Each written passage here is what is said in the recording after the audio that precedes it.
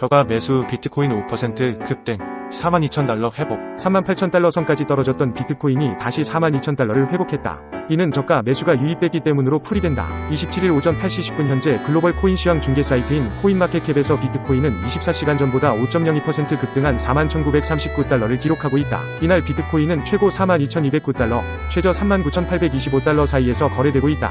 한때 42,000달러를 회복한 것. 비트코인이 42,000달러를 회복한 것은 1월 19일 이후 처음이다. 이는 미국 증권거래위원회의 비트코인 현물 상장지수 펀드 승인 이래 급락했던 비트코인의 저가 매수세가 유입됐기 때문으로 풀이된다. 비트코인은 지난 11세크의 비트코인 ETF 허용 직후 48,000선을 돌파했다 이후 차익 실현 매물이 쏟아지며 38,000달러 선까지 밀렸었다. 비트코인이 38,000달러 선에서 바닥을 다지고 42,000달러를 회복함에 따라 추가 랠리가 지속될지 여부에 투자자들의 관심이 집중되고 있다. 미국 정부가 가상자산 마약거래 다크웹 실크로드에서 압수한 약 1억 1,700만 달러 상당의 비트코인을 처분한다고 밝혔다. 25일 코인텔레그래프에 따르면 미국 정부는 실크로드에서 마약을 판매한 일당으로부터 몰수한 1억 1,700만 달러 상당의 2,875바이트 TC를 처분한다.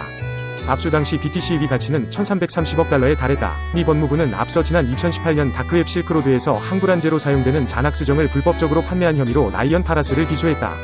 파라스의 유죄가 인정되면서 미 정부는 파라스가 마약 불법 거래를 통해 얻은 2,875개의 BTC를 몰수했다. 대량의 BTC 매각이 예정되면서 시장에선 가격 하락 우려가 커지고 있다. 그간 몰수된 가상자산의 대량 처분은 가상자산 시장 주요 하락 요인으로 작용해왔다. 비트코인 금융서비스 기업 스완비트코인이 채굴사업부 스완마이닝을 공개했다. 26일 코인데스크에 따르면 스완비트코인은 4.5 해시레이트 용량을 갖춘 스완마이닝을 공개했다. 해시레이트는 가상자산을 채굴하는 채굴자들의 평균 연산 속도로 채굴 능력 지표로 활용된다. 스완마이닝은 지난해 출범했지만 주문형 반도체 채굴기의 가격 변동을 우려해 비밀리에 운영한 것으로 알려졌다.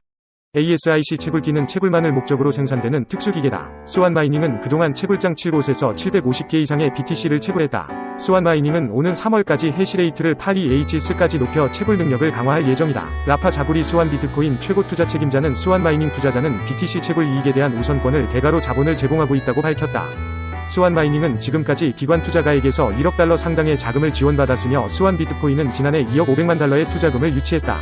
자구리 CIO는 1년 내 미국 증시 상장을 목표로 추가 자금 조달을 계획 중이라고 덧붙였다. 비트코인 ATM의 보안 취약점이 뒤늦게 알려졌다. 25일 코인텔레그래프에 따르면 보안업체 아이오액티브 연구팀은 비트코인 ATM 업체 라마수가 생산한 ATM 기기의 보안 취약점을 발견했다.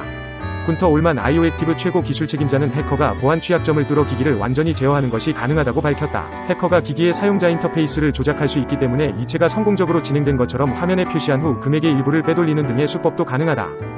가브리엘 곤잘레스 아이오액티브 하드웨어 보안 책임자는 이외에도 여러 방법으로 악용될 수 있으며 ATM가 방치되고 있다면 피해가 더 심각해질 수 있다고 지적했다. 라마수는 해당 취약점이 발견되자마자 시스템 수정 작업을 진행했다. 라마수는 ATM 가맹점에 보안 패치를 배포해 수정 사항을 반영했다고 밝혔다. 앞으로 가상자산과 인공지능의 에너지 사용량이 증가할 것이라는 분석이 나왔다. 26일 코인텔레그래프에 따르면 국제에너지기구는 보고서를 통해 오는 2026년 가상자산 채굴 AIV 에너지 소비가 지난 2022년보다 2배 이상 증가할 것으로 내다봤다. 1TWH는 미국에서 7만 개의 가구가 1년 동안 사용하는 전력량이다. 지난 2022년 가상자산 채굴 AIV 에너지 소비가 세계 전력 소비에서 차지한 비율은 2.4%다. 지난해 가상자산 채굴에 사용된 전력량은 130TWh로 비트코인 채굴이 120TWh를 차지했다. IEA는 2년 뒤 가상자산 채굴에 소비되는 전력량이 160TWh에 달할 것으로 전망했다. IEA는 가상자산 AI가 세계 에너지 소비에서 적은 비중을 차지했음에도 에너지 과잉 소비자라고 지적했다. IEA는 BTC 채굴 에너지를 절약해도 알트코인 채굴 작업의 증가로 상쇄된다고 설명했다. 다만 채굴 전력 소비를 마냥 부정적으로 바라보진 않았다.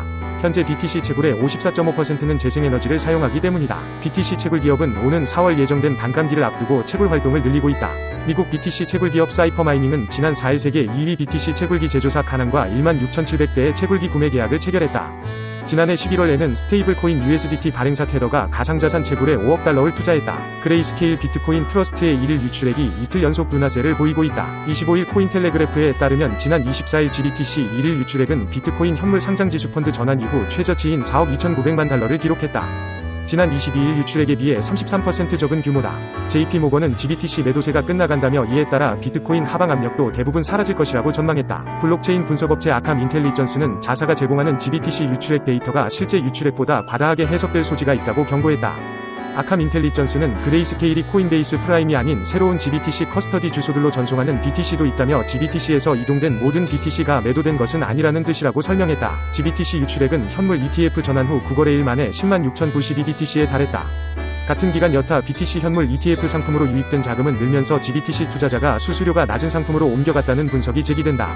아크 인베스트먼트는 2억 4,900만 달러, 비트와이즈와 프랭클린은 각각 2천만 달러, 1,200만 달러의 순이익을 기록했다. 클레이튼과 핀시아의 메인넷 통합 향방을 가를 운명의 날이 다가왔다.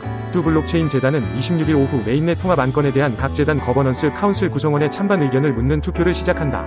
투표를 앞두고 핀시아 커뮤니티 반대 여론이 거세지면서 양측은 전날까지 막바지 설득에 나섰지만 투표 가결 여부는 여전히 불투명하다. 각 재단에서 실시하는 투표에서 모두 찬성이 과반을 넘어야 하는데 핀시아 지시 가운데 라인 관계자와 찬성 의사를 밝힌 국객랩스의 보팅 파워를 모두 합쳐도 이날 오전 11시 기준 44%에 그치기 때문이다. 26일 업계에 따르면 클레이튼 핀시아 재단은 이날 오후 2시 6분 메인넷 통합 안건에 대한 투표를 실시한다. 투표는 내달 2일까지 두 재단 지시 구성원을 대상으로 진행되며 양쪽 모두 찬성이 과반을 넘을 경우 메인넷 통합이 이뤄진다. 두 재단은 투표 전날인 25일 오후 8시 클레이튼 핀시아 통합 생태계 관련 마지막 질의응답을 진행했다. 이날 질의응답 시간엔 핀시아 커뮤니티에서 제기한 불만을 반영한 다방면의 지원책이 발표됐다. 메인넷 통합 반대 의견이 거센 FNSA 개인 홀더들에게 다양한 혜택을 주는 방향이다. 우선 두 메인넷 통합으로 생길 새 재단은 신규 토큰 PDT 8천만 개를 온체인 기여자 보상으로 할당한다. 메인넷 통합이 가결될 경우 핀시아 지시 구성원의 FNSA를 위임해 간접적으로 투표에 참여한 홀더들이 해당 물량을 나눠 갖게 된다. 핀시아 지시 구성원 가운데 개인 홀더들의 위임 수량이 많은 3곳에 PDT 4천만 개를 추가로 지원한다. 또 새로운 생태계에선 모든 지시 구성원들이 개인 홀더의 투표를 위임하는 기능을 제공하도록 해 이에 대한 가중치를 부여하겠다고 밝혔다. 코스모스 기반의 핀시아 탈중앙화 애플리케이션 개발자들에겐 통합 블록체인 이동 지원 물량도 제공한다. 다만 1148의 PDT 대 FNSA 교환 비율은 그대로 유지된다. 이 같은 지원책이 발표되자 핀시아 보팅 파워 약 15%를 보유한 국객랩스는 메인넷 통합 찬성 쪽으로 입장을 선회했다. 클레이튼 재단 관계자는 전날 질의응답 이후 국객랩스가 메인넷 통합 찬성 의사를 밝히는 등 투표를 앞두고 핀시아 구성원들과 충분한 논의가 이뤄졌다고 생각한다며 클레이튼 지시 역시 메인넷 통합에 대해 찬성 기조가 여전하다고 전했다. 그러나 투표 결과에 대해 안심하기는 이르다는 전망도 나온다. 핀시아 거버넌스 투표에서 국객랩스가 찬성표를 던진다고 해도 찬성이 과반수를 넘지 못할 가능성이 여전하다. 라인 관계사와 국객랩스의 보팅 파워는 모두 합쳐 44%에 그친다. 캐스팅 보트를 쥐고 있는 건 보팅 파워 30%의 버그홀과 16%의 네오핀이다. 이 중 네오핀의 경우 현재로선 반대 의견을 내놓을 가능성이 크다. 네오핀은 FNSA 개인 홀더에게 투표를 위임하고 있는데 자체 투표에서 반대 의견이 우세한 것으로 나타났기 때문이다. 26일 오전부터 진행된 네오핀 이용자 투표는 이날 오후 12시 47분 기준 찬성 28.63%, 반대 51.18%로 반대가 찬성을 2배 가까이 압도하고 있다.